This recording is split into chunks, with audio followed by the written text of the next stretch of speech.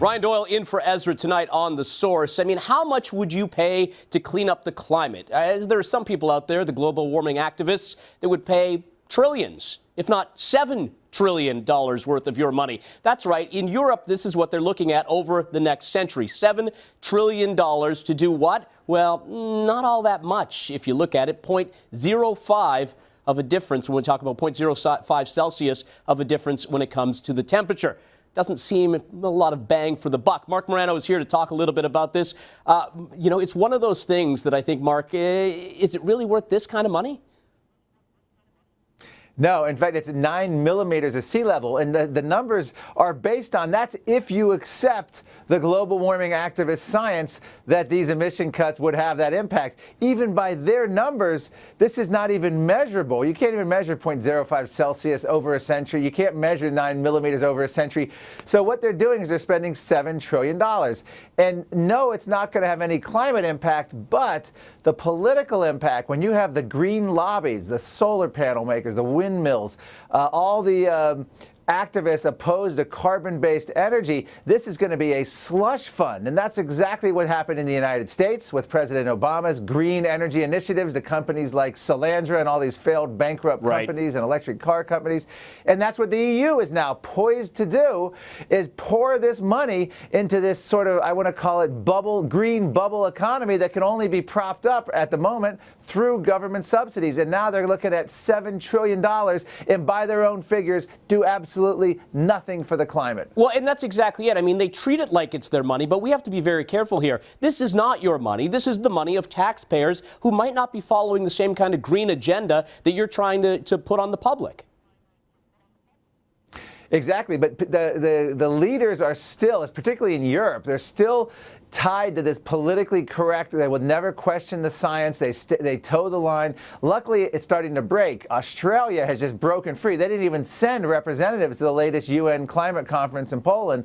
Canada is starting, hopefully, going to continue to break away from this mindset. But the EU is steeped in politics with this. In fact, the EU climate commissioner, a lady named Connie Hedegaard, who I met on my Senate fact-finding trip to Greenland once, she came out about 2 months ago and just admitted that even if they're wrong on the science, they're still doing the right thing by policy. So the EU is admitting they don't care whether the global warming science is right. This is the policies they want to pursue because they're into this centrally planned energy economy. I'm guessing you're the only guy at the UN climate conference in Warsaw that didn't drink the Kool-Aid. So what exactly happened there? I mean, how wrapped into this idea are they of spending other people's money to barely do anything?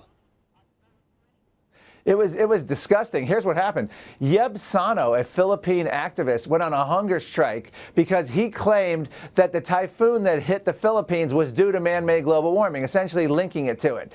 And many others, like Jeffrey Sachs, a UN advisor to Ban Ki-moon, the UN head, were all saying that, people who run fossil fuel companies have blood on their hands because they allowed this typhoon, which they claim was a record. So you had people, which it wasn't a record, it was only the 7th strongest hit the Philippines, and there were 50 storms in the last 50 years that were more powerful than Haiyan. But beside that, the developing countries demanding hundreds of billions of dollars from the Western European, Canada, the United States, because they think we've damaged their atmosphere because of our industrialization and that we're causing these severe storms, which are you could argue are the same or less frequent based on peer-reviewed literature. But it's all about redistributing money. They want that money. They want a climate slush fund. What happens to the people who ask questions, the people who dare stand up and say, you guys are full of it, you don't know what you're talking about, or even ask, the medium level questions? Are the dissenters basically shunned from the room?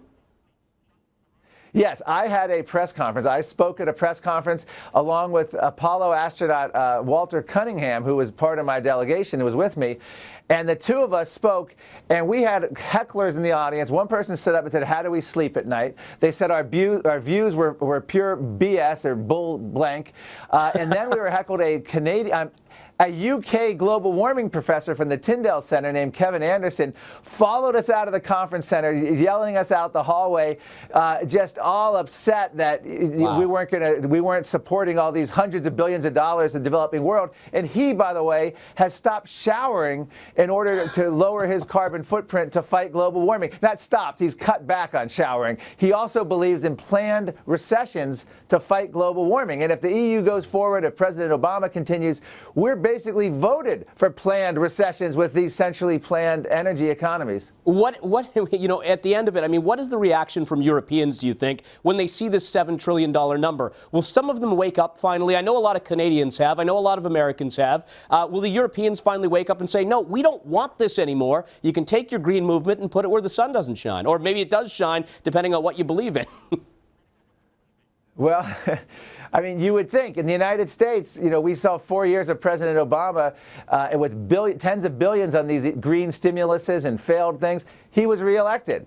We don't know what's going to happen in the next election. It's very hard to get this information down to the average voter, especially when environmental concerns aren't that on the top of their agenda. So generally what happens is the environmental green lobbies dominate this politically correct agenda. And, it's something that the voters are going to have to wise up to, but it's going to take a long time. Yeah. I expect the Greens to run roughshod. They're going to run roughshod in EU, especially because Europe is so politically green. This is one of those things that worries me because first it's Europe, then it spreads to Canada and the United States. And if not enough people are speaking about it, then we're all in trouble. I appreciate the time tonight. Thank you. Thank you.